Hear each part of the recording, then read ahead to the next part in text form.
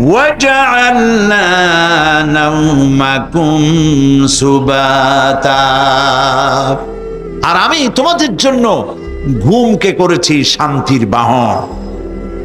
মানুষের অঙ্গ প্রত্যঙ্গ প্রত্যেকটির কাজ ভিন্ন, প্রকৃতিও ভিন্ন। চোখ দেখে, কান শোনে, জিহ্বা স্বাদ গ্রহণ করে, নাক শোনে, নাক শোখে, মস্তিষ্ক চিন্তা ভাবনা করে। এ হলো প্রকৃতি। আর প্রত্যেকটি অঙ্গ প্রত্যঙ্গের রুচি আলাদা, কর্তব্যের মধ্যে বিরাট বৈষম্য। যেমন চোখ রঙিন এবং সুন্দর জিনিস দেখতে ভালোবাসে, ঠিক কিনা বলেন? ঠিক কিনা? একটা খারাপ জিনিসের দিক চোখ পড়লেই মানুষ তাড়াতাড়ি চোখ ফিরায় নেয়, ঠিক না? চোখ সুন্দর এবং রঙিন জিনিস দেখতে ভালোবাসে। কান সুমধুর সুর শুনতে ভালোবাসে, উৎসাহ বোধ করে। আর হাত নরম এবং মসৃণ জিনিসে স্পর্শ করতে উৎসাহ বোধ করে। নাক আতরের গন্ধ শুঁকতে ভালো লাগে। আর মন নতুন নতুন রঙিন ভাবনা ভাবতে চেষ্টা করে। বাড়ি বানাবো, বিল্ডিং বানাবো, ইন্ডাস্ট্রি করব, ছেলে বিয়ে দেবো, মেয়ে বিয়ে দেবো অমুক জায়গায় বিরাট লোকের কাছে। ভাবতে ভাবতে ভাবের সাগরে হারিয়ে যায়। আর ভাবনার ভিতরে খেয়ালে যদি কেউ পোলাও পাকায়, বাস্তবে তা হোক আর না হোক, খেয়ালে মনে মনে যদি কেউ পোলাও পাকায়, তাহলে ঘিয়ের দাম যাই হোক না কেন তাতে কিছু আসে যায় না, ঠিক কিনা? মানুষ রঙিন রঙিন ভাবনা ভাবতে খুব মজা পায়। তাহলে আমি কি বুঝাইতে চাইলাম? চোখের কাজ, নাকের কাজ, মুখের কাজ, কানের কাজ, মনের কাজ, প্রত্যেকটি অঙ্গ প্রত্যঙ্গের ভিন্ন ভিন্ন কাজ আছে, ভিন্ন ভিন্ন রুচি আছে। কিন্তু একটি ব্যাপারে হাত, পা, চোখ, নাক, মস্তিষ্ক সব এক ব্যাপারে তারা ঐক্যমত পোষণ করেছে। এ ব্যাপারে কোনো ইখতিলাফ তাদের মধ্যে নাই, সেটা হলো ঘুম। সেটার নাম কি? ঘুম। ঘুমাইতে চায়, হাতের শরীরের সমস্ত অঙ্গ প্রত্যঙ্গ ঘুমের কোলে নিবেদিত হয়ে যেতে চায়। ঘুম না আসলে হাত আর চলে না, মাথায় আর ভাবতে ইচ্ছা করে না, পাও আর চলতে চায় না, হার্টবিট বেড়ে যায়। আর ঘুমালে পরে সব শান্ত হয়ে যায়। সুবহানাল্লাহ কব না? আল্লাহ রাব্বুল আলামিন বলেন, এই নিদ্রা কি, এই ঘুমকে আমি তোমাদের জন্য শান্তির বাহন বানিয়ে দিয়েছি। আলাম ইয়ারাউ আন্না জাআলনাল লাইলা লিয়াসকুনু ফীহি ওয়ান নাহারা মুবসিরান ইন্না ফী যালিকা লাআয়াতিন লিকাওমি ইউমিনুন। তারা কি আল্লাহ পাকের এই কুদরতের কথা চিন্তা করে না, যে আমি রাতের আধার দিয়ে ধরনীর বুক ছেয়ে দেই, দিনের উজ্জ্বলতা, কোলাহল, গাড়ির আওয়াজ, ভ্যাঁ ভোঁ আওয়াজ হচ্ছে, কলকারখানার আওয়াজ হচ্ছে, সূর্যের বিরাট তাপ, ঘুম আসে না। সারাদিন কাজ করার পর শরীরের আরাম দেওয়ার জন্যে রাতের একটি কালো চাদর পৃথিবীর উপরে আমি বিছায় দেই।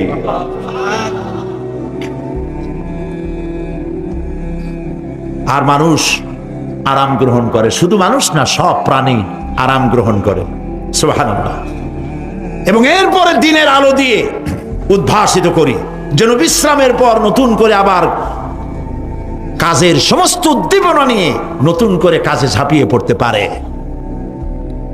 কয়েক ঘন্টা অথবা সারাদিন হাড় ভাঙা খাটুনি খেটেছে, রিক্সা চালায়ছে, গাড়ি চালায়ছে, আড়াই মনের বস্তা মাথায় করে টেনেছে, চিন্তা ভাবনা করেছে।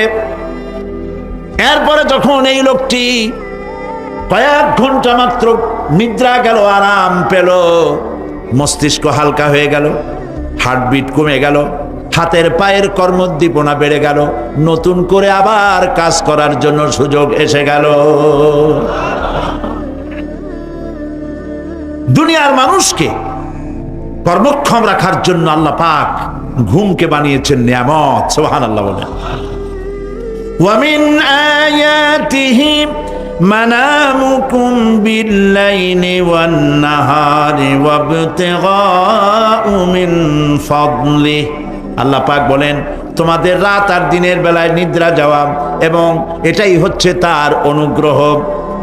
রাত আর দিনের নিদ্রা যাওয়ার পরে আমার অনুগ্রহ অর্থাৎ রিজেক তালাশ করার জন্য শরীরের ভিতরে, মনের ভিতরে, হাত পায়ের মধ্যে কর্মের উদ্দীপনা আমি তোমাদের দিয়ে দেই। মহাবিজ্ঞানী আল্লাহ রাব্বুল আলামিনের এই বিশাল কুদরত এবং দয়া যে মানুষকে তিনি ক্লান্তি দূর করার জন্য তিনি ঘুম দিয়েছেন, আলহামদুলিল্লাহ বলি। অনেক মানুষ আছে ঘুমাইতে পারে না, ঘুমাবার জন্য ফেনার গান খায়, ঘুমাবার জন্য ভেলিয়াম খায়, সিডাক্সিন খায়, রিল্যাক্সিন খায়, কত অক্সিজেন, অক্সিজেন, কত কিছু খায়, তারপরেও ঘুম আসে না। এই ঘুম যার আসে না বিরাট নিয়ামত থেকে বঞ্চিত। ঘুম একটি নিয়ামত, আলহামদুলিল্লাহ বলি, আলহামদুলিল্লাহ বলি, বিশাল নিয়ামত ঘুম।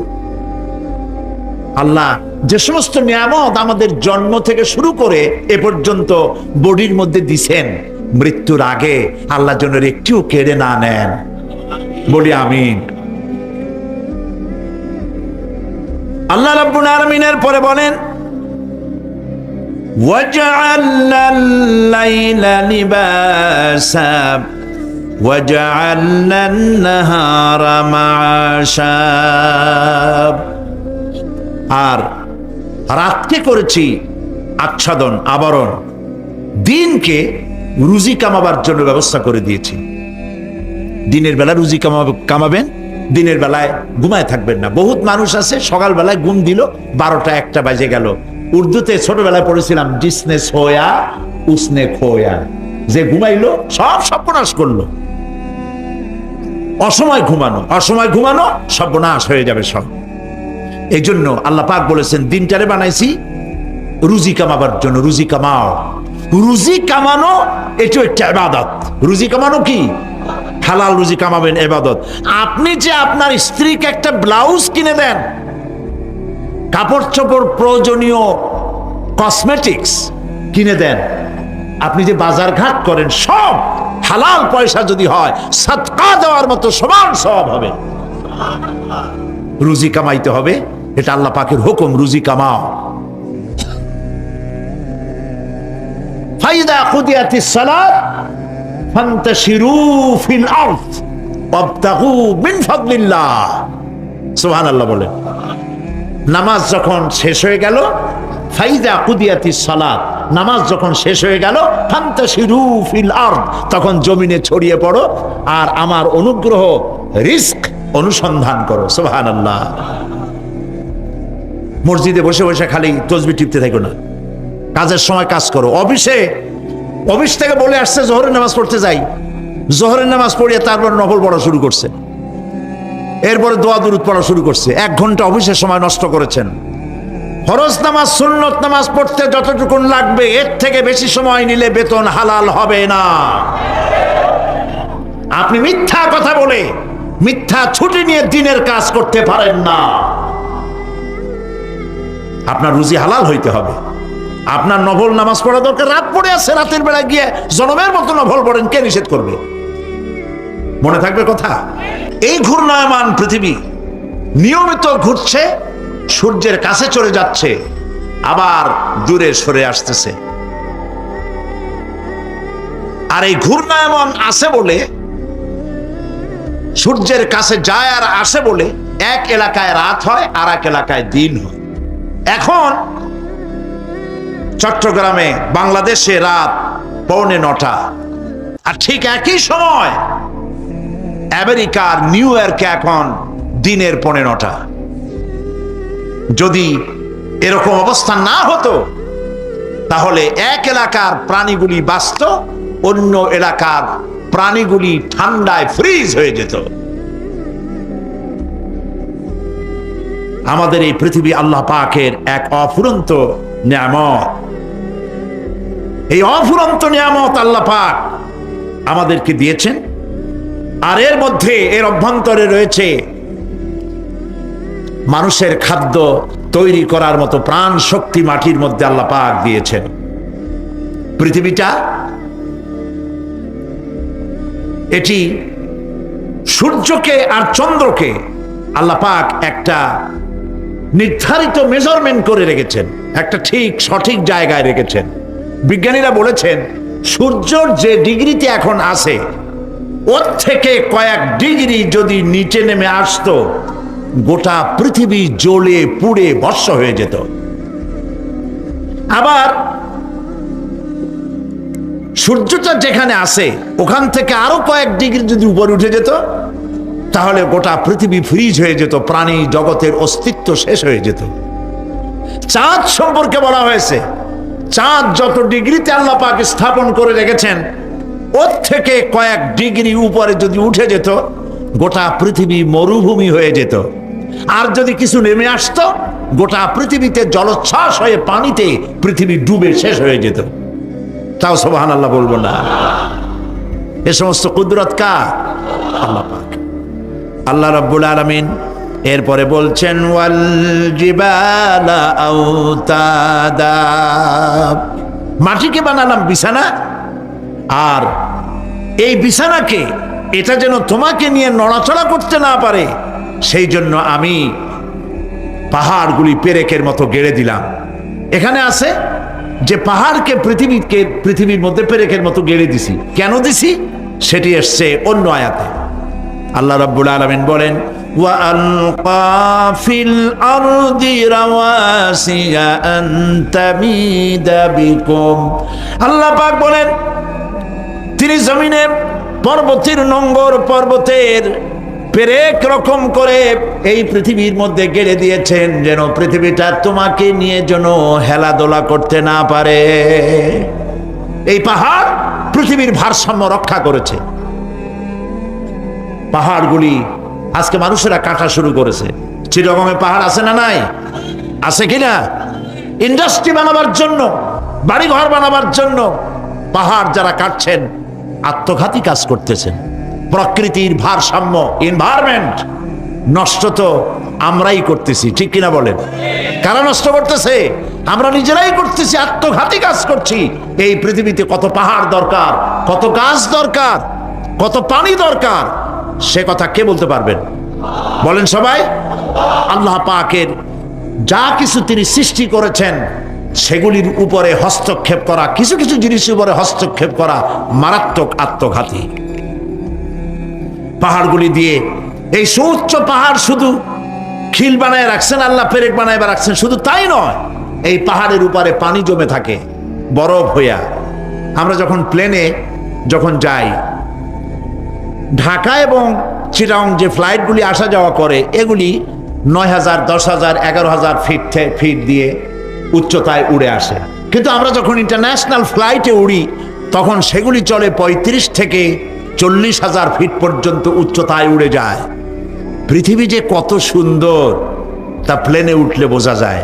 আর বাংলাদেশ যে কত সুন্দর মনোরম তা দেশের উপর থেকে প্লেনে উঠতে গেলে দৃশ্য দেখে, নয়ন অবিরাম দৃশ্য দেখে সেজদায় মাথা নত হয়ে আসে। সুবহানাল্লাহ, সুবহানাল্লাহ। আমার দেশ যে কত ভালো, আলহামদুলিল্লাহ বলেন। পৃথিবীর যে কোনো দেশের তুলনায় আমার দেশ অনেক অনেক অনেক ভালো, আলহামদুলিল্লাহ বলেন। এর গাছে হাত দিলে খাবার পাওয়া যায়, পানিতে হাত দিলে খাবার পাওয়া যায়, জমিনে হাত দিলে খাবার পাওয়া যায়, যেখানে হাত দেবেন সেখানে খাবার। আমাদের তো আসলে খাদ্যের অভাব না। আমাদের কি খাদ্যের অভাব আসলে? না, আসলে খাদ্যের অভাব না। আমাদের সব আছে, বিশাল বনজ সম্পদ আছে। কাপ্তাই, রাঙ্গামাটি, বান্দরবন যে দেখেন বনজ সম্পদ কাহাকে বলে। খুলনার ফরেস্ট এরিয়া যে দেখেন বনজ সম্পদ কারে বলে। রয়েছে বনজ সম্পদ, রয়েছে খনিজ সম্পদ, রয়েছে পশু সম্পদ, রয়েছে মৎস্য সম্পদ, রয়েছে পানি সম্পদ, সর্বোপরি রয়েছে মানব সম্পদ। সব আছে। তাহলে মরি কেন? মরি সৎ লোকের অভাবে, মরি সৎ নেতৃত্বের অভাবে। আর সৎ লোকের অভাব কেন? সৎ লোকের অভাব হচ্ছে কোরআন পড়ে না, কোরআন বোঝে না, জবাবদিহি করা লাগবে আল্লাহর কাছে, ওই অনুমতি নাই, কাজী অসৎ হয়ে যায়। দুনিয়াটাই তার কাছে সব। ইট, ড্রিঙ্ক অ্যান্ড বি মেরি, খাও পান করো, দুনিয়াটা মস্ত বড়। এই বেলা ভাই মদ খেয়ে নাও, কাল নিশীতের ভরসা কই, চাঁদনি জাগিবে যুগ যুগ ধরি, আমরা তো আর রব না সই, জম্মের খাওয়া খাও। আর আল্লাহ কয় কুলু আত্তাবাত্তাউ, খা জম্মের খাওয়া। তাই ঘুষের টাকা দিয়া বড় বড় পাঙ্গাস খায়, খাসির চর্বি খায়, পেট খান ফুলতে ফুলতে 2 খান তরমুজের সাইজ হয়ে যায়। কিছু কিছু লোক দেখা যায় বেল পড়ছে, বেল্টে কান্দে যে আল্লাহ ফাটিয়ে যাই কখন।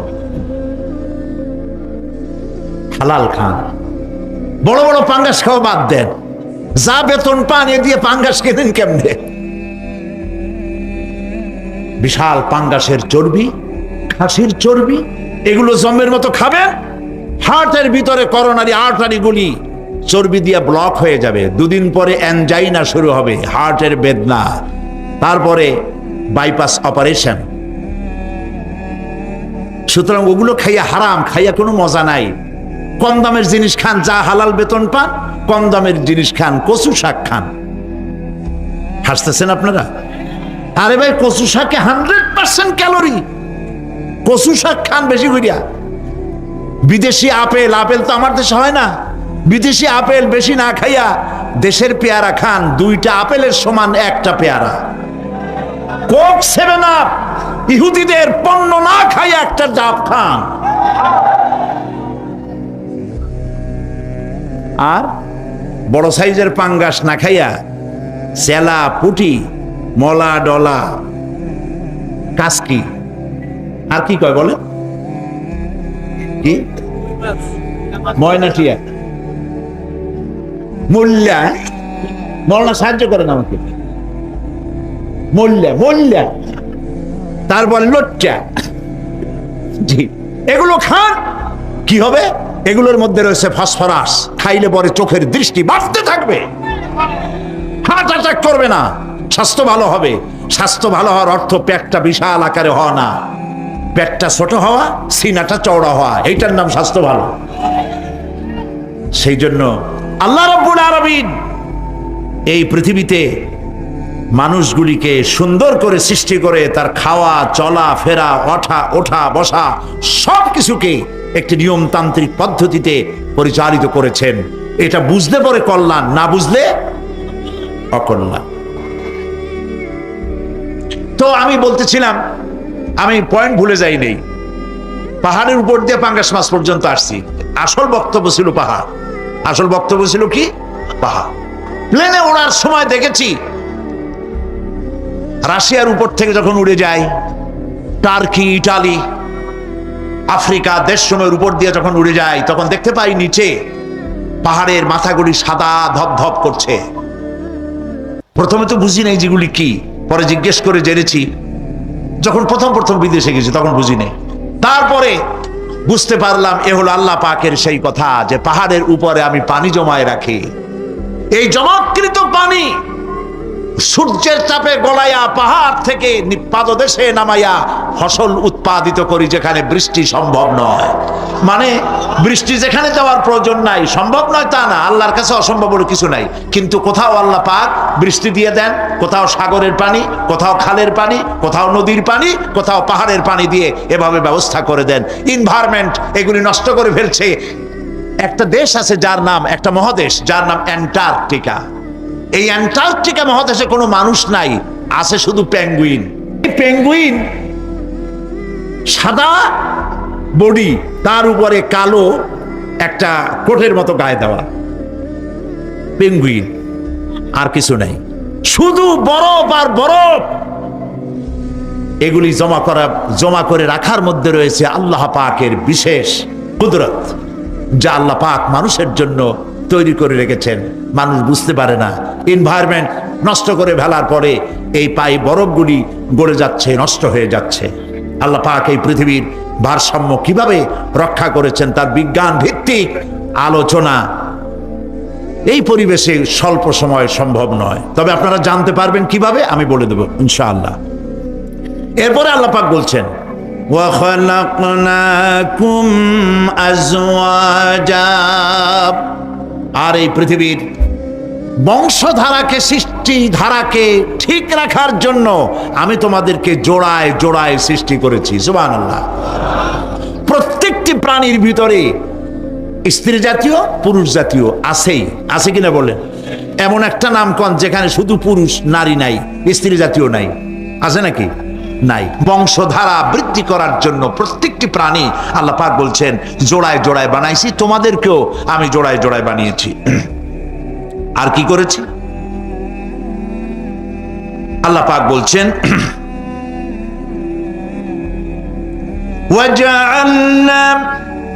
وَجَعَلْنَا نَوْمَكُمْ سُبَاتًا। একদিকে তো জোড়ায় জোড়ায় বানালাম পুরুষ এবং স্ত্রী। এই পুরুষ আর স্ত্রী সৃষ্টি করার ভিতরে রয়েছে আল্লাহ পাকের নিদর্শন। কার নিদর্শন বলুন? কোরআনে কারীম আল্লাহ পাক বলেন ওয়ামিন আয়াতিহি আন খালাকা লাকুম মিন আনফুসিকুম আজওয়াজান লিতাসকুনু ইলাইহা ওয়া জাআলা বাইনাকুম মাওয়াদ্দাতান ওয়া রাহমা ইন্না ফি যালিকা লাআয়াতিন লিকাওমিন ইয়াতাফাক্কারুন। আর আল্লাহ পাকের অসংখ্য নিদর্শনের মধ্যে এটিও নিদর্শন যে তিনি তোমাদের থেকে তোমাদের জোড়া সৃষ্টি করেছেন, তোমাদের স্ত্রী বানাইছেন। কেন? লিতাসকুনু ইলাইহা, যাতে করে তুমি তার কাছ থেকে তোমার মনের প্রশান্তি, সেও এবং তুমিও উভয়ের কাছে মনের প্রশান্তি খুঁজে পাও। ওয়া জাআলা বাইনাকুম মাওয়াদ্দা, আর আল্লাহ পাক তোমাদের মধ্যে সৃষ্টি করেছেন ভালোবাসা।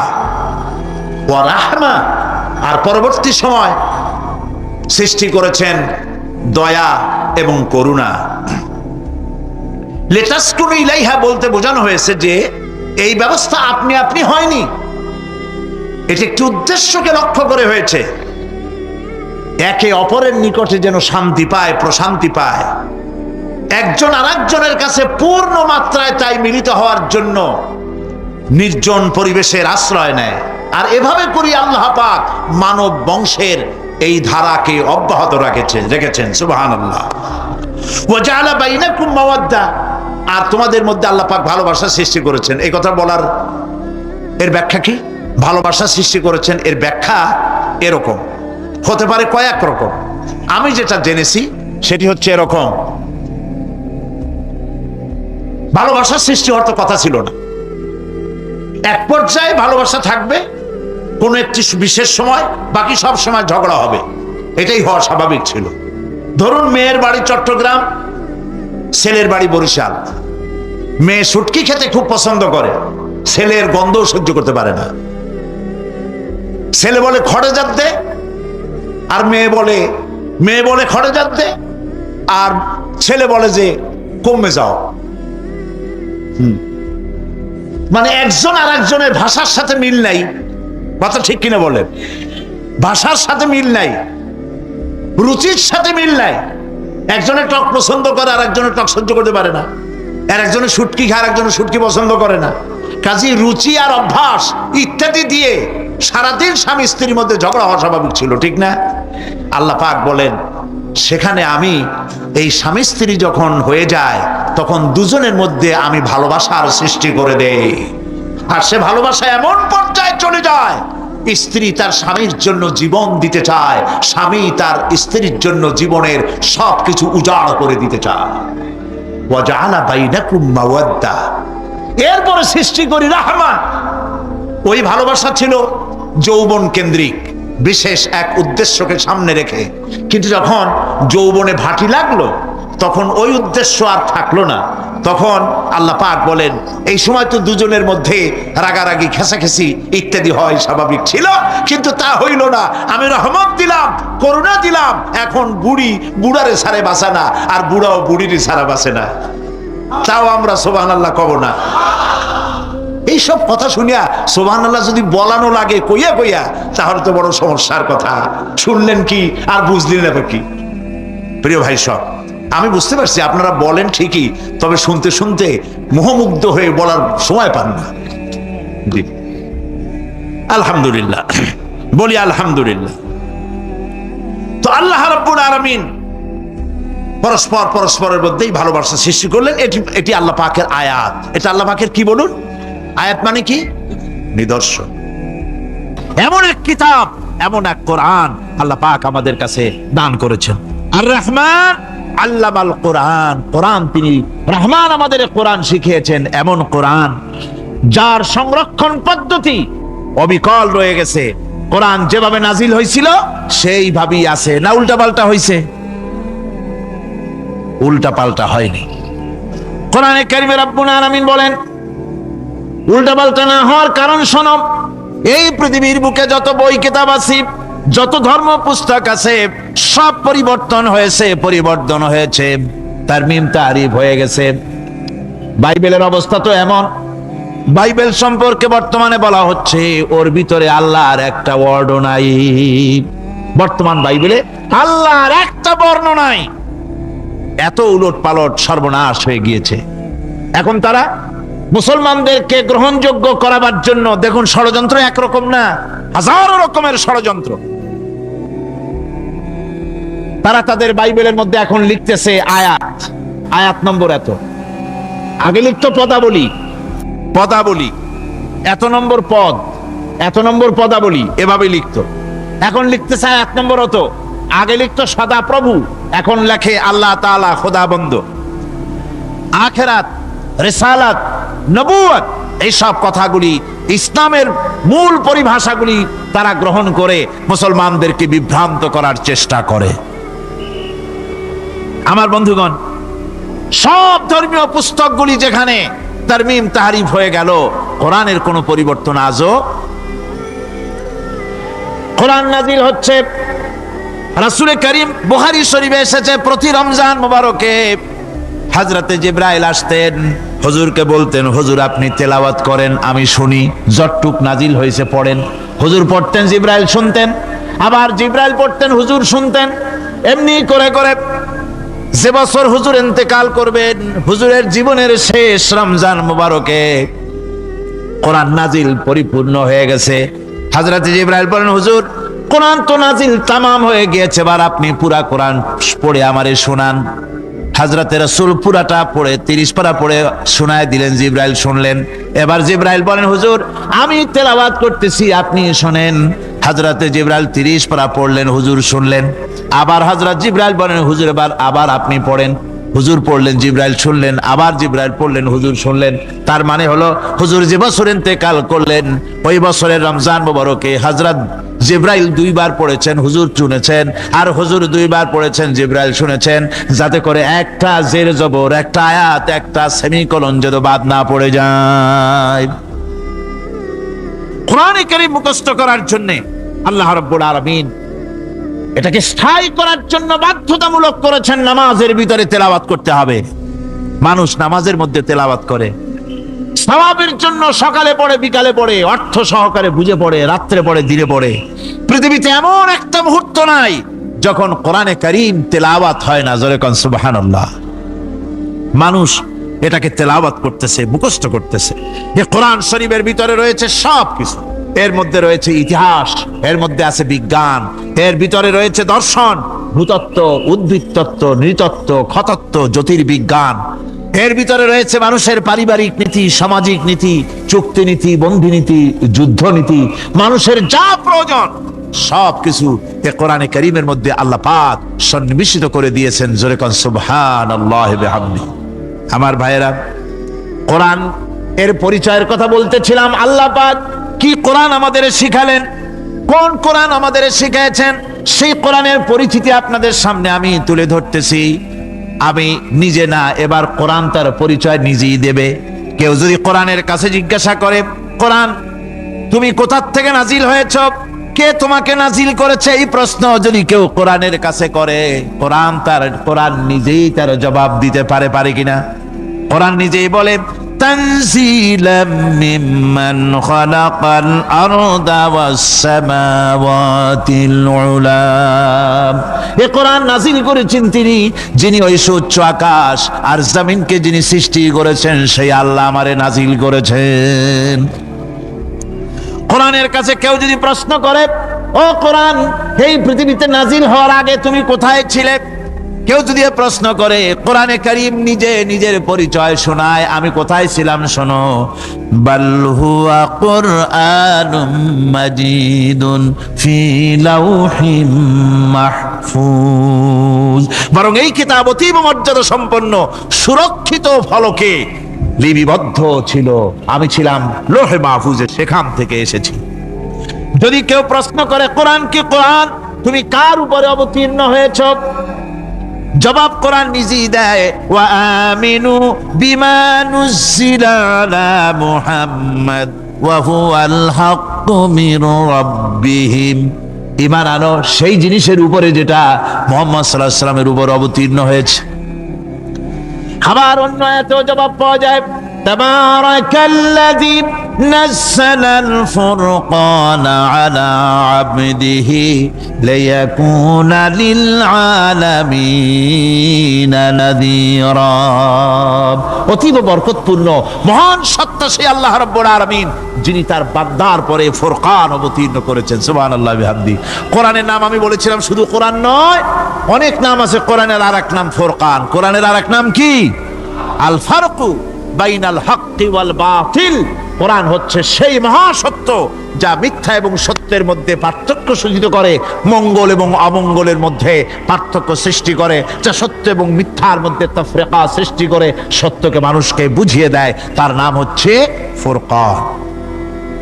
এবার যদি প্রশ্ন করা হয়, ও কোরআন, বুঝলাম তুমি লৌহে মাহফুজে ছিলে, বুঝলাম তুমি নবীজির উপরে নাজিল হয়েছো, এবার বলো তুমি কোন মাসে নাজিল হয়েছো, তুমি তো আসছিলা প্রথম কোন মাসে নাজিল হয়েছো?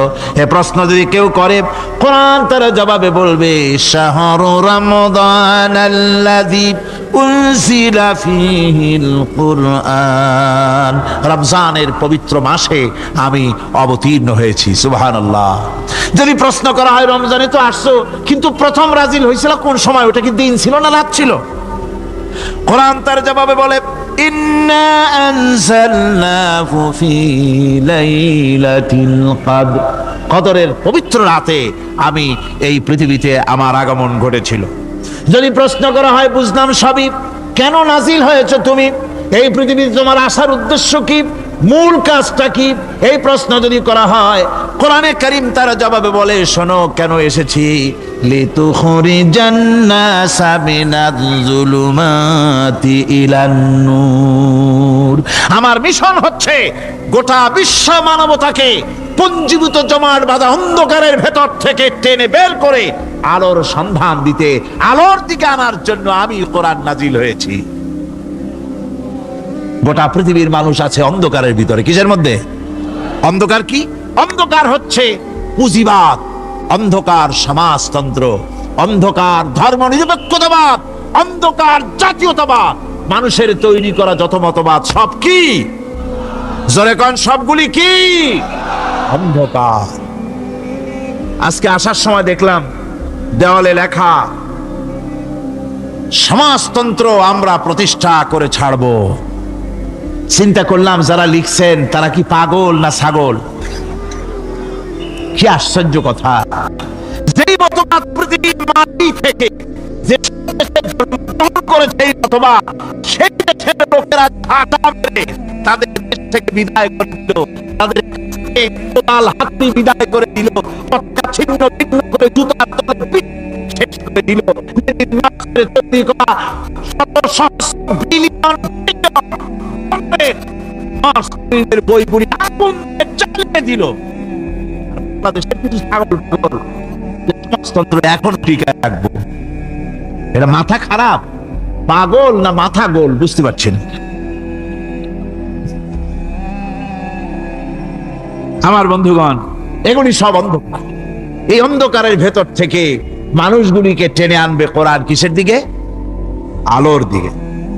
এবার যদি প্রশ্ন করা হয়, বুঝলাম তুমি অন্ধকার থেকে আলোর দিকে নিয়ে আসবে, আলোর দিকে আসলে পরে ফায়দাটা কি হবে? মূল ফায়দাটা বুঝায় দাও, আসল ফায়দা কি হবে তোমারে যদি মানি?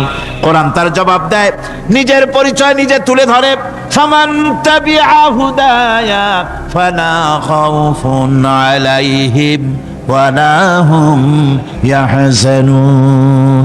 এই কোরআনকে যদি মেনে চলো, এই কোরআনের আইন যদি মানো, সমাজে মানো, ব্যক্তিতে মানো, পরিবারে মানে, রাষ্ট্রে মানো, জীবনের সব ক্ষেত্রে সমস্ত জায়গায় যদি এই কোরআনকে মেনে চলো, ফালা খাউফুন আলাইহিম, তাহলে তোমাদের কোনো ভয় থাকবে না, ওয়ালা হুম ইয়াহজানুন, কোনো চিন্তাও থাকবে না। কিসের ভয় থাকবে না? কোরআনের আইন মেনে যদি চলো সমাজে ও রাষ্ট্রে, চুরির ভয়, ডাকাতির ভয়, জেনার ভয়, হত্যার ভয়, সন্ত্রাসের ভয়, কোনো ভয় থাকবে না। ওয়ালা হুম ইয়াহজানুন, চিন্তাও থাকবে না। খাওয়া পড়া, শিক্ষা, চিকিৎসা, বাসস্থান, এগুলির কোনো চিন্তা থাকবে না। কোরআনের সমাজে সব কিছুর গ্যারান্টি দেওয়া হবে, সবগুলি পেয়ে যাবে। এখন যদি আবার প্রশ্ন করা হয়, কোরআন বুঝলাম তোমারে মানলে পরে সব ফায়দা হবে, তাহলে এবার জবাব দাও, তোমার ভিতরে কি রাজনীতি আছে নাকি? আমি তো মানুষ, আমার রাজনীতি করা লাগে। ম্যান ইজ সোশ্যাল অ্যানিম্যাল, আমরা তো জঙ্গলের পশু নই, আমরা তো মানুষ। আমাদের সমাজ আছে, আমাদের পৌর নির্বাচন আছে, আমাদের জাতীয় নির্বাচন আছে, আমাদের কলকারখানা আছে, জমিন আছে, আমাদের রাজনীতি, অর্থনীতি, সমাজনীতি আছে, পারিবারিক নীতি আছে, অনেক নিয়ম মালা আছে, নিয়ম নীতি আছে। তোমারে মানলে তোমার ভিতরে কি ওগুলো আছে নাকি, সে কথা বলো। কোরআন তার জবাবে বলে, ওয়ানাজ্জালনা আলাইকাল কিতাবা তিবয়ানান লিকুল্লি শাই ওয়া হুদান ওয়া রাহমাতান ওয়া বুশরা লিল মুসলিমিন।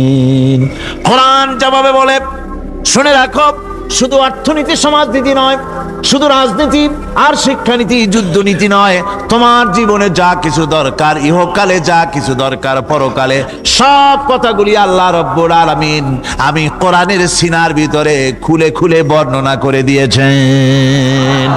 সব কথা এ কোরআনে কারীমের ভিতরে রয়েছে। তোমার এমন কোনো জিনিস নাই যা তুমি কোরআনে কারীমের মধ্যে পাবে না। তোমার সমস্ত প্রয়োজন আমার বুকের মধ্যে আল্লাহ দিয়ে দিয়েছেন। বিজ্ঞান আছে, দর্শন আছে, ইতিহাস আছে, সব আছে এর মধ্যে। তবে কোরআনের মধ্যে বিজ্ঞান আছে বলে আমি এটাকে বিজ্ঞানের কিতাব বলবো না, দর্শন আছে বলে দর্শনের কিতাব আমি বলবো না, রাজনীতি আছে বলে কোরআনকে আমি রাজনীতির কোনো কিতাব বলবো না। কোরআন তাহলে কি? কোরআন হচ্ছে অর্থনীতি, সমাজনীতি, রাজনীতি, পারিবারিক নীতি, মানুষের জীবনের যা কিছু প্রয়োজন, সমস্ত নীতি মালার নীতি গ্রন্থের নাম হতেছে কোরআনে কারীম। সমস্ত নীতিমালার নীতি গ্রন্থ কোরআন। এখানে রয়েছে সব কিছুর উৎস, যেটা গ্রহণ করলে পরে মানুষ আরামে থাকতে পারবে। অমুসলিম নাগরিক বৃন্দ তাদের নাগরিক মর্যাদা পাবে। মুসলমান, কৃষক, নারী, চিকিৎসা, কৃষিবিদ, সাধারণ মানুষ, রং, বর্ণ, ভাষা নির্বিশেষে গোটা মানব সভ্যতা আরামে বাস করতে পারবে। পশু পাখিও আরামে থাকবে, গাছপালাও আরামে থাকবে, যেহেতু নির্দেশ হয়েছে বিনা প্রয়োজনে গাছের পাতাটিও ছিঁড়ো না। ইসলামের সমাজ যদি চালু হয়, গাছেরাও আরাম পাবে, পাহাড়ও আরাম পাবে। চট্টগ্রামের লোকেরা যেভাবে পাহাড় কাটা আরম্ভ করেছে, এটা বড় দুঃখজনক। জুমলায় মুতারেজা একটা বলে দিলাম, অপ্রাসঙ্গিক হলেও জরুরি কথা। আপনারা পাহাড় কাটতেছেন না, আপনাদের নিজেদের পায়ে নিজেরা কুড়াল মারতেছেন। খবরদার, পাহাড় কাটবেন না। আল্লাহর প্রকৃতির ভারসাম্য আপনারা নষ্ট করছেন বলে ওজোন স্তরে ফাটল ধরেছে। তা রিপেয়ার করার জন্য আজকে বিশ্বের সব বিজ্ঞানীরা হতাশ হয়ে গিয়েছে, পাগল হয়ে গেছে। কেমনে এই ওজোন স্তরের ফাটলকে রিপেয়ার করব? ওজোন স্তরটা কি? ওজোন স্তর হচ্ছে, সুবহানাল্লাহ, আল্লাহর যে কত দয়া। সূর্য, সেই সূর্যের রয়েছে আলট্রা ভায়োলেট রে, যাকে বাংলায় বলা হয় অতি বেগুনি রশ্মি। যে রশ্মিটা সৃষ্টি জগতে যদি আসে আর তা যদি কোনো প্রাণীর শরীরকে টাচ করে, তাহলে সমস্ত প্রাণী ক্যান্সার হয়ে, এক্সিমা হয়ে, বিখাউজ হয়ে, অ্যাজমা হয়ে সমস্ত প্রাণী মরে যাবে, কেউ বাঁচবে না। মারাত্মক রশ্মি। সেই রশ্মিটা যাতে সৃষ্টি জগৎকে টাচ করতে না পারে, সেজন্য আল্লাহ পাক একটা ওজোন স্তর তৈরি করেছেন।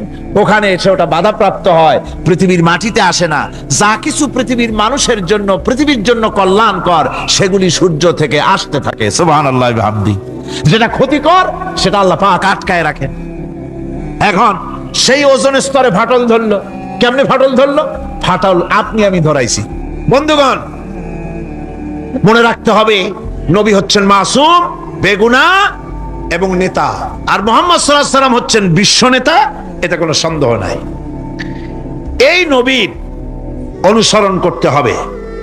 সিদ্দিকিন হচ্ছে সত্যকে যারা উদার, উন্মুক্ত, অকুণ্ঠ চিত্তে, দ্বিধাহীন ভাবে যারা গ্রহণ করেছে, এর বিপরীত যারা করেই নাই, তারাই হচ্ছেন সিদ্দিকিন। হযরতে, যেমন একটা দৃষ্টান্ত, হযরতে আবু বকর সিদ্দিক রাদিয়াল্লাহু তাআলা আনহু, মেরাজ থেকে হুজুর ফিরে এসেছেন সকাল বেলায়, ফজরের নামাজ পড়ে বসেছেন, কাবা শরীফে তিনি বসে আছেন। তো তখন আবু জাহেল এসে বলছে, মুহাম্মদ সাল্লাল্লাহু আলাইহি ওয়াসাল্লাম, প্রত্যেক দিনই তো নতুন নতুন কথা কও, আজকে কোনো নতুন কথা আছে? হুজুর বলেন, হ্যাঁ নতুন কথা আছে। কি? বলে, এই তো শেষ রাত্রে জিবরাইল আসছিল, আমারে নিয়ে গেল বাইতুল মুকাদ্দাসে, জেরুজালেমে গিয়ে নামাজ পড়লাম, ওইখান থেকে মহাকাশ পাড়ি দিলাম, 7 আকাশ পাড়ি দিলাম, সিদরাতুল মুনতাহা গেলাম, আরশে আজিম ভ্রমণ করলাম, আল্লাহর সাথে কথা কইলাম, জান্নাত জাহান্নাম দেখলাম, তারপরে আবার এই আয়েশা নামাজ পড়িয়া তোমাদের সাথে কথা বলতেছি। আবু জাহেল কয় যে, খাইছে, যাও, মাথাটা একটু ভালো ছিল, এখন তাও সর্বনাশ হয়ে গেছে। কয়, মুহাম্মদ সাল্লাল্লাহু আলাইহি ওয়াসাল্লাম, তুমি যা বললা এই কথাটা আমি কি হুবহু মানুষের কাছে বলবো? হুজুর বলছেন, অবশ্যই বলো গিয়ে। আবু জাহেল চিন্তা করলো, দিস ইজ দ্য মোমেন্ট, এটাই হলো আসল সুযোগ পেয়ে গেছে মানুষকে বিভ্রান্ত করার জন্য। সবার আগে ছুটে চললো হযরত আবু বকর রাদিয়াল্লাহু তাআলা আনহুর বাড়িতে, যে বলছেন, আবু বকর শুনেছো? বলে, কি? মুহাম্মদ সাল্লাল্লাহু আলাইহি ওয়াসাল্লাম এই রকমের কথা বললো, বেচারার মাথাটা যাও ভালো ছিল, শেষ। হুজুর বলছেন, আবু জাহেল, আমার রাসূল কি এরকম বলেছেন? আবু জাহেল বলছে, আমার নিজ কানে শুনে আসলাম, এখনো তিনি সেখানে বসা। হযরত আবু বকর বলেন, আবু জাহেল, আমার আল্লাহর নবী তিনি যদি এরকম কথা বলে থাকেন, তাহলে আমি কোনো সন্দেহ পোষণ করি না, অবশ্যই আল্লাহ রাব্বুল আলামিনের হাবিব যা বলেছেন তা সত্য। হযরত আবু বকর রাদিয়াল্লাহু তাআলা আনহু মসজিদে হারামে আসলেন, হুজুরকে জিজ্ঞেস করলেন, হুজুর, আবু জাহেল আমাকে এইসব কথা বললো, এগুলি কি ঠিক? হুজুর বললেন, হ্যাঁ। তিনি ঘটনা বয়ান করলেন। হযরত আবু বকর বললেন, হে রাসূল, আপনি যা বলেছেন সত্য বলেছেন, আপনার মেরাজ ঠিক হয়েছে, সঠিক হয়েছে, সন্দেহ নাই। হুজুর বলেন, আবু বকর, তুমি তো শুধু আবু বকর নাও, তুমি সিদ্দিক। সত্যকে যারা অকুণ্ঠ চিত্তে, দ্বিধাহীন ভাবে যারা সত্যের সামনে মাথা নত করেছে, গ্রহণ করে নিয়েছে, দ্বিমত পোষণ করে নাই, কোন রকমের দুষ্ট বুদ্ধির আশ্রয় গ্রহণ করেনি, উল্টাপাল্টা করেনি, এই সমস্ত মানুষেরই হলো সিদ্দিক। আর এদের দলকেই সিদ্দিকিন বলা হয়। তাহলে নবীয়িন, সিদ্দিকিন, এনারা হচ্ছেন নেয়ামত প্রাপ্ত। 3 নম্বরে হচ্ছে শুহাদা, সত্যকে যারা সত্যের সাক্ষী দিয়েছে, সত্যের সাক্ষ্যদাতা। সত্য হচ্ছে ইসলাম। সত্য কি? ইসলাম। সত্য হচ্ছে আল্লাহ, সত্য হচ্ছে নবী, সত্য হচ্ছে কোরআন, সত্য হচ্ছে হাদিস। এই মহাসত্যকে যারা স্বীকৃতি দিয়েছে, নিজেদের কথা দিয়ে, কাজ দিয়ে, ধন দিয়ে, সম্পদ দিয়ে, এমনকি নিজের জীবনটা এই রাস্তায় বিলিয়ে দিয়ে, মহাসত্যের চিরস্থায়ী সাক্ষী দিয়ে দুনিয়া থেকে যারা বিদায় হলেন, ওনারা হচ্ছেন শহীদ। 4 নম্বরে হচ্ছে সালিহিন। 4 নম্বরে কি? সালিহিন। সালিহিন হচ্ছে জীবনের প্রত্যেকটি ক্ষেত্রে যারা একনিষ্ঠভাবে আল্লাহর বিধান পালন করেছেন, যারা পুণ্যের সাথে সুদৃঢ় থেকেছেন, যারা অটল থেকে পুণ্যের সাথে, হকের সাথে অটল থেকেছেন, কোন অবস্থাতেই ইসলামী আদর্শের বিরুদ্ধাচরণ করেনি, তারাই হচ্ছেন সালিহিন। ইসলামের আদর্শ ছাড়ে নাই, পরিত্যাগ করে নাই, জীবনের সবকিছুর বিনিময় এটাকে আঁকড়ে ধরে থেকেছেন, ইসলামী আদর্শের পরিপন্থী কিচ্ছু করেন নাই। এরা হচ্ছেন সালিহিন। কোন আলহামদুলিল্লাহ। আল্লাহর অনুগ্রহ প্রাপ্ত কয় শ্রেণী? 4 শ্রেণী। নবীজিন, সিদ্দিকিন, শুহাদা, সালিহিন। এই 4 শ্রেণীর লোকেরাই হচ্ছে নিয়ামত প্রাপ্ত। আমরা বলেছি সিরাতাল্লাযীনা আন'আমতা আলাইহিম গায়রিল মাগদুবি আলাইহিম ওয়ালাদ-দাল্লিন। নিয়ামত প্রাপ্তদের পথ চাই, অনুগ্রহ প্রাপ্তদের পথ, আর অভিশপ্ত পথভ্রষ্টদের পথ আমরা চাই না, আমরা পরিহার করে চলবো। এটা একটু ওয়াদা বটে। যারা অভিশপ্ত, যারা পথভ্রষ্ট, ওরা কারা? মাগদুব এবং দল্লিন। মাগদুব হচ্ছে অভিশপ্ত, দল্লিন হচ্ছে পথভ্রষ্ট।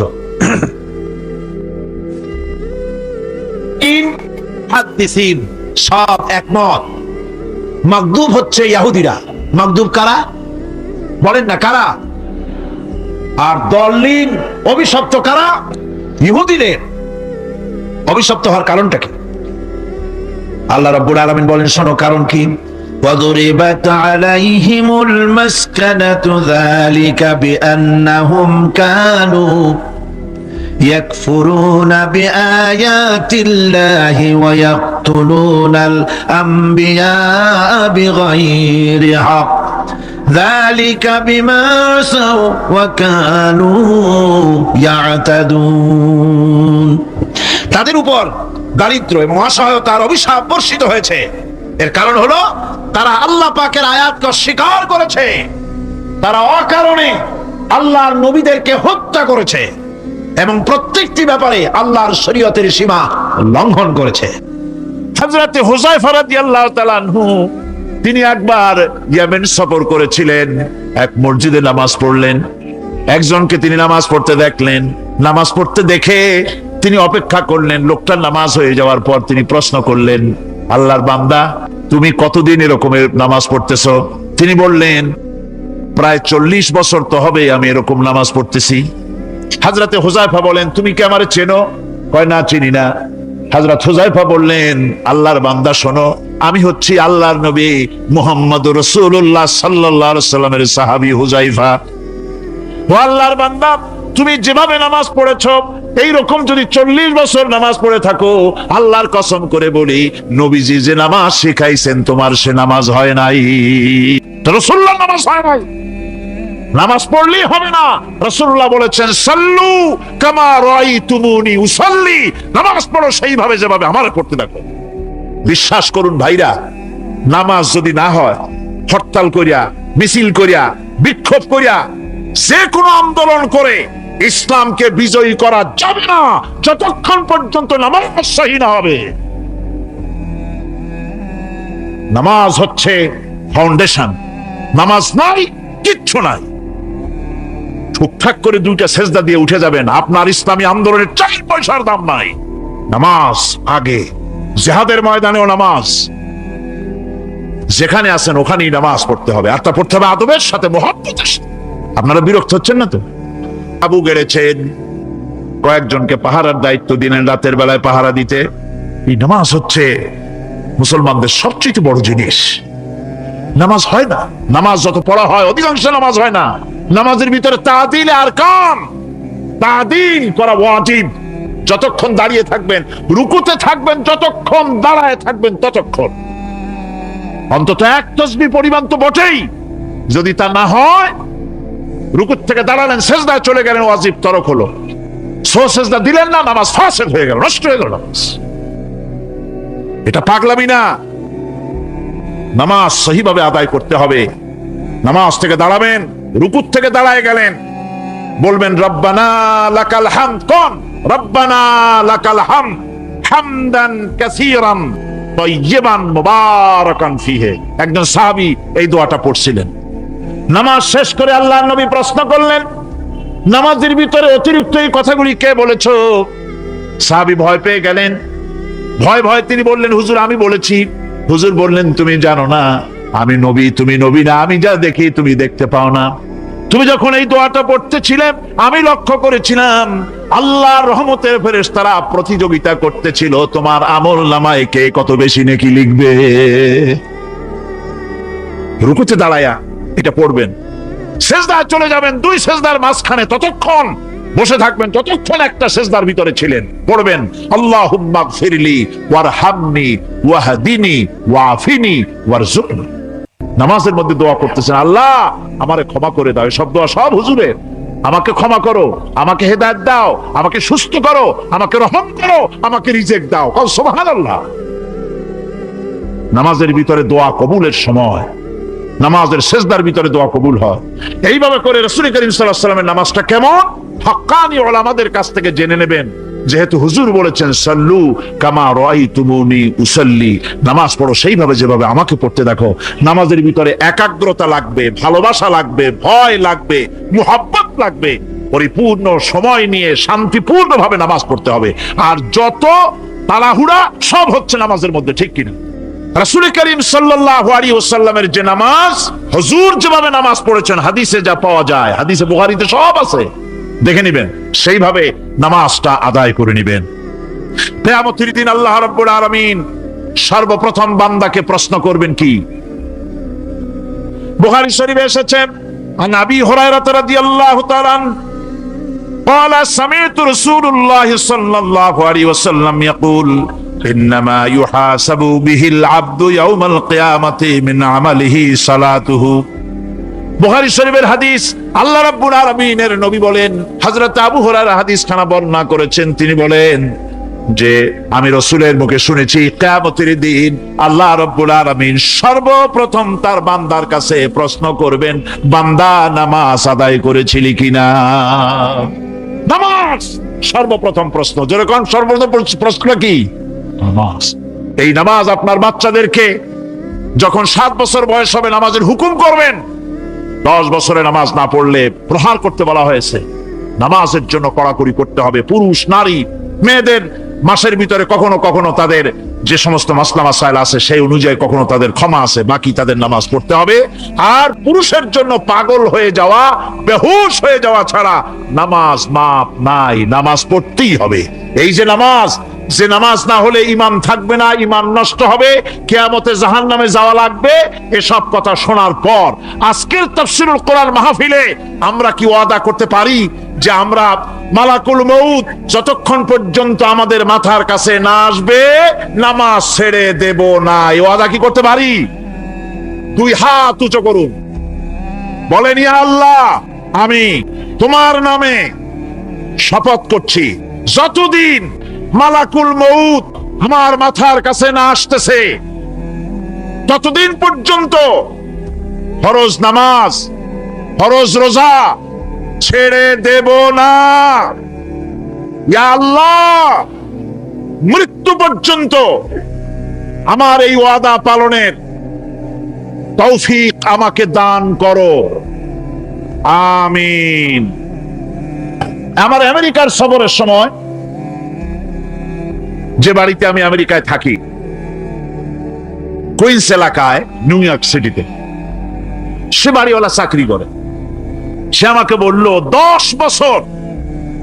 10টি বছর আমি একটা ট্রেনে যাতায়াত করি। সে বলছে রাত 3:45 ট্রেনটা আসে, ওই ট্রেনে চড়ে সে তার কর্মস্থলে যায়। বলল 10টা বছর আমি এখানে আছি, 10 বছরের ভিতরে এই ট্রেনটা 1 মিনিটের জন্য এদিক ওদিক করলো না, ঠিক 3:45 এসে হাজির হয়ে গেছে। ঝড় হোক, বৃষ্টি হোক, স্নো পড়ুক, বরফ পড়ুক, টাইমলি চলতেছে। দুনিয়ায় ভিন্ন জাতিরা যে উন্নতি করে তার পেছনে সময়ের জ্ঞান তাদের অনেক বেশি আমাদের থেকে, কথা ঠিক কিনা? আমাদের সময়ের জ্ঞান নাই, সময়ের কোনো মূল্য আমরা দেই না। 2টার সময় মিটিং হবে, মন্ত্রী সাহেব আসেন 5টার সময়, ঠিক কিনা? বক্তৃতার জন্য সময় দেওয়া হয়েছে 20 মিনিট, নাহমাদু ওয়া নুসাল্লি আলা কইয়া সুর দিয়া 35 মিনিট গেছে নাহমাদু কইতে কইতে। সময় 20 মিনিট, তার মনেই নেই। এই যে সময়ের জ্ঞান নাই, এটা ব্যর্থ। নামাজ মানুষকে সময়ের জ্ঞান শিখায়, কোন আলহামদুলিল্লাহ। এই সময়ের জ্ঞান আমাদেরকে শিখতে হবে। এবার আমি আপনাদের সামনে বলতে চাই, আল্লাহর নবী জনাবে মুহাম্মদ রাসূলুল্লাহ সাল্লাল্লাহু আলাইহি ওয়াসাল্লাম নামাজের ব্যাপারে কি বলছেন। এতক্ষণ তো আল্লাহর কথা শোনালাম, কার কথা শোনাইছে? আমার আল্লাহর নবী বলেন, নবীকে প্রশ্ন করা হলো, ইয়া রাসূলুল্লাহ, ইসলামের মধ্যে আল্লাহর কাছে কোন জিনিসটা বেশি প্রিয়? আল্লাহর কাছে ইসলামের কোন জিনিসটা বেশি প্রিয়? হুজুর বললেন, আসসালাতু লিওয়াক্তিহা, মান তারাকা সালাতান ফালা দীন লাহু ওয়াস সালাতু ইমাদুদ্দিন। আল্লাহর কাছে সবচাইতে বেশি প্রিয় হচ্ছে নামাজ। সবচাইতে প্রিয় কি? নামাজ। ওয়াক্ত মতো নামাজ আদায় করা আল্লাহ পাকের বেশি প্রিয়। আর এই নামাজ হচ্ছে দ্বীনের খুঁটি। এটা দ্বীনের কি? খুঁটি। এই যে খুঁটিগুলো আছে, খুঁটিগুলো ফালাই দিলে তারপর আপনার এই প্যান্ডেল থাকবে? থাকবে না। বিল্ডিং এর পিলার ভেঙে দেন, বিল্ডিং টিকবে? ঘরের খুঁটিগুলি উড়ায় ফেলেন, ঘর টিকবে? টিকবে না। দ্বীনের খুঁটি হচ্ছে নামাজ। লা দীনা লিমান লা সালাত লাহু। যার কাছে দ্বীন নাই, যার কাছে নামাজ নাই, তার কাছে কি নাই? দ্বীন নাই, ঈমান নাই। আল্লাহর নবী বলেছেন, ওয়ান জাবির রাদিয়াল্লাহু তাআলা আনহু قال قال رسول الله صلى الله عليه وسلم بين العبد وبين الكفر ترك الصلاة। আল্লাহ পাকের নবী বলেন, আল্লাহর বান্দার মুমিন, আল্লাহর বান্দার কাফের, দুইজনের মধ্যে পার্থক্য হলো যে ব্যক্তি নামাজ পড়ে সে আল্লাহর গোলাম, যে নামাজ পড়ে না সে কাফের হয়ে গেল। যে নামাজ পড়লো না সে কাফের হয়ে গেল। মান তারাকা সালাতান মুতাআম্মিদান ফাকাদ কাফারা। যে ব্যক্তি ইচ্ছে করে নামাজ ছেড়ে দিল সে কাফের হয়ে গেল। নামাজ আদায় করা বাধ্যতামূলক প্রত্যেকটি মুসলমানের জন্য। রাসূল করিম সাল্লাল্লাহু আলাইহি সাল্লাম একটা দৃষ্টান্ত দিয়েছেন। কারো বাড়ির সামনে যদি একটা নাহার থাকে, একটা পুকুর থাকে, একটা খাল থাকে প্রবাহিত, এতে যদি ওই বাড়িওয়ালা দৈনিক 5 বার গোসল করে তাহলে তার গায়ে কি কোনো ময়লা থাকে? হুজুর, সাহাবীরা বললেন, না হুজুর, থাকে না। হুজুর বললেন, এটাই হলো নামাজের দৃষ্টান্ত। 5 ওয়াক্ত নামাজ যে আদায় করবে সে গুনাহ থেকে আল্লাহ পাক তাকে পবিত্র করে দিবেন। সুবহানাল্লাহ বিহামদিহি। আমার ভাইয়েরা, নামাজ পড়লে পরে এক জুমা থেকে আর এক জুমা পর্যন্ত মানুষ যে সমস্ত গুনাহ করে, কবিরা গুনাহগুলি বাদে, শিরক আর কবিরা গুনাহগুলি বাদে যত গুনাহ আছে তার কাফারা হয়ে যায়। নামাজ যে সঠিকভাবে আদায় করবে। এই নামাজটা একটা কঠিন কাজ। নামাজটা কি কাজ? কে বলতেছেন এ কথা? আল্লাহ পাক। ওয়া ইন্নাহা লাকাবীরাতুন ইল্লা আলাল খাশিঈন। নামাজ একটা ভারী জিনিস, একটা কঠিন জিনিস। কাদের জন্য কঠিন নয়? যারা নাকি আল্লাহ পাককে ভয় করে। আল্লাযীনা ইয়াযুন্নুনা আন্নাহুম মুলাকু রাব্বিহিম ওয়া আন্নাহুম ইলাইহি রাজিউন। যারা নাকি একথা মনের ভিতরে ধারণা করে যে আল্লাহ রাব্বুল আলামিনের দরবারে আমার হাজির হওয়া লাগবে, মোলাকাত করা লাগবে, এই চিন্তা যারা করে তাদের জন্য নামাজ মোটেই কষ্টকর নয়, নামাজ মোটেই তাদের জন্য অসহনীয় নয়, বোঝা নয়, ভার নয়। তারা নামাজ আদায় ঠিকই করবে। এই জন্যে বিবি, বাল বাচ্চা সকলকে নামাজের জন্য তাকিদ করতে হবে। যত ভাই এখানে এসেছেন নিজেরা পড়বেন, বিবি বাল বাচ্চাকে তাকিদ করবেন। আল্লাহ পাক বলছেন, তোমার নিকটবর্তী যারা আছে তাদেরকে তুমি আল্লাহর ভয় দেখাও। নামাজের জন্য তাদেরকে বলো আল্লাহর ভয় তাদের অন্তঃকরণের মধ্যে সৃষ্টি করে দাও। আর এই নামাজ পড়তে হবে জামাতের সাথে। নামাজ পড়তে হবে কিসের সাথে? জামাতের সাথে। ইন্না ইয়াউমাল ফাসলি কানা মিকাতান ইয়াউমা ইউনফাখু ফিস-সূর يوم ينفخ في الصور فتأتون أفواجا وفتحت السماء فكانت أبوابا وسيرت الجبال فكانت سرابا সাদাকাল্লাহুল আযীম। ইন্না ইয়াউমাল ফাসলি কানা মিকাতা। নিঃসন্দেহে বিচারের দিনটি পূর্ব থেকেই নির্ধারিত হয়েই আছে। ইয়াউমা ইউনফাখু ফিস-সূরি ফাতা'তুনা আফওয়াজা। যেদিন সিংহায় ফুঁক দেওয়া হবে তখন তোমরা দলে দলে বেরিয়ে আসবে।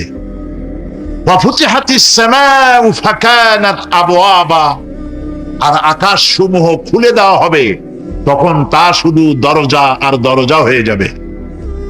ওয়াসুইরাতিল জিবালু ফাকানাত সারাবা, আর পাহাড় সমূহকে চালিয়ে দেওয়া হবে, ফলে তা মরীচিকায় পরিণত হয়ে যাবে। তেলাওয়াতকৃত আয়াতের এই হচ্ছে তর্জমা। সূরা নাবা হচ্ছে, নবী করিম সাল্লাল্লাহু আলাইহি ওয়াসাল্লাম বলেছেন, কেউ যদি দুনিয়ায় বেঁচে থাকা অবস্থায় পরকালীন দৃশ্য চোখে দেখতে চায়, সেজন্য সূরা আন-নাবা, সূরা আল-মুরসালাত, সূরা আন-নাজিআত, সূরা আল-ইনফিতার, সূরা আত-তাকবীর, এই সূরাগুলি যেন পড়ে, তাহলে কিয়ামতের দৃশ্য নিজ চোখে অবলোকন করতে পারবে।